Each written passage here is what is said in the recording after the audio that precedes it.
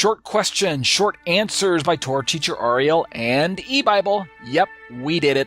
Okay, let's see what we've got on our plate as far as questions tonight. I think it's going to be a long one. Question. The phrase unclean to you is repeated throughout Leviticus 11. What does that say about the inherent cleanliness or uncleanliness of some of the creatures? Wow, that's a long question. Let's see what we can do to unpack it. This answer may come across as highly technical, so please bear with my scientific approach as I attempt to explain the inherent cleanliness and uncleanliness of some of the creatures in Leviticus using my knowledge of Hebrew and the Torah, the law. In Leviticus 11, the entire chapter is given over to explaining what types of animals are acceptable for consumption and which ones were forbidden for consumption. In this chapter, the language used, as is typical of most of the subjects dealt with in Leviticus, is clean and unclean, quote unquote. Those are the words we're going to find. To make a distinction between the unclean and the clean, and between the living creature that may be eaten and the living creature that may not be eaten. And we see in the Hebrew there that I've highlighted two phrases from Leviticus 11:47.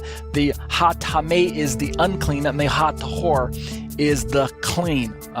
That's what the verse is trying to explain to us. I won't read the whole Hebrew for you, but the point I'm trying to highlight for our study is that there are two technical phrases that show up in the Levitical texts over and over again, and they're the way that God has decided to interact with Israel as far as this is clean, this is not clean, and He uses these two Hebrew words more often than not. Let's keep going. In this chapter, the language used, as is typical of most of the subjects dealt with in Leviticus, is clean and unclean. And these concepts don't really translate into the English vernacular too well without compromising some of the rich meaning conveyed in the original Hebrew. For instance, in Leviticus 11:4-8, speaking of some earth-dwelling animals, we read, "But you are not to eat those that only chew the cud or only have a separate hoof. For example, the camel," and we read this in our liturgy, "and the hare, they're unclean to you because they chew the cud but don't have a separate hoof, while the pig is unclean for you because although it has a separate and completely divided hoof, it doesn't chew the cud. Don't eat meat from these or touch their carcasses, they are unclean for you." In every single instance, the original Hebrew word translated as unclean above is tameh.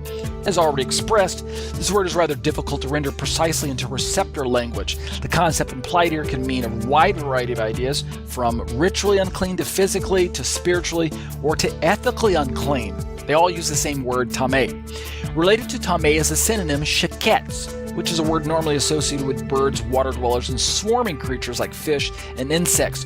It is usually rendered disgusting or detestable or abominable, and the lexicons call it a detestable thing or an idol, an unclean thing or an abomination, a detestation, or something like that. So which meaning is in view here? Ritually unclean, detestable, physically unclean. In keeping with the rules of biblical interpretation, we'll make a safe assumption that the physical is likely and firstly in question, since the text explains that merely coming in contact renders a person unclean if they contact the carcass there. So there is a physical aspect going on.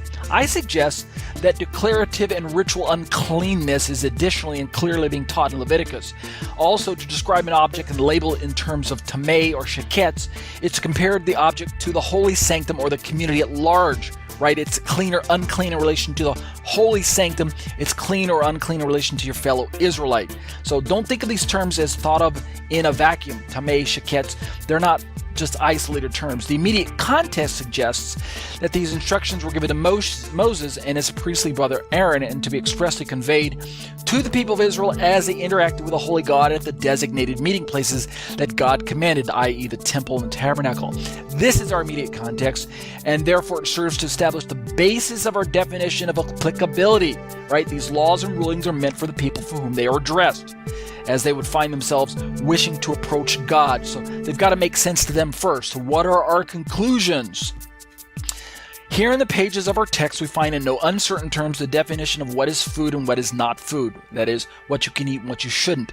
Using the hermeneutic principle of context, we find that these concepts of tameh and tahor, as outlined in Leviticus 11, fall right in the middle of a series of chapters dealing with the subjects such as What's the context? Let's take a look. We've got the consecration of Aaron and high priest in chapter 8. Sin offerings and sacrifices, chapter 9. And then chapter 10, we've got establishing the difference between holy and unholy. And then when we jump to chapter 12, we got the concerning clean and unclean flesh, like leprosy. So that's the context. And it's within that context that God explains what's kosher and what's not kosher, what is food and what is not is food, what's not food. Make sense? All right. Catch my podcast on iTunes. Search from Ariel HaNaviy. Also, while you're at it, why don't you head on over to YouTube and take a look at the videos that I produce. And subscribe to my channel and hit the little bell that makes sure you're receiving notifications because I update the content on a weekly or daily basis. Okay? Alrighty.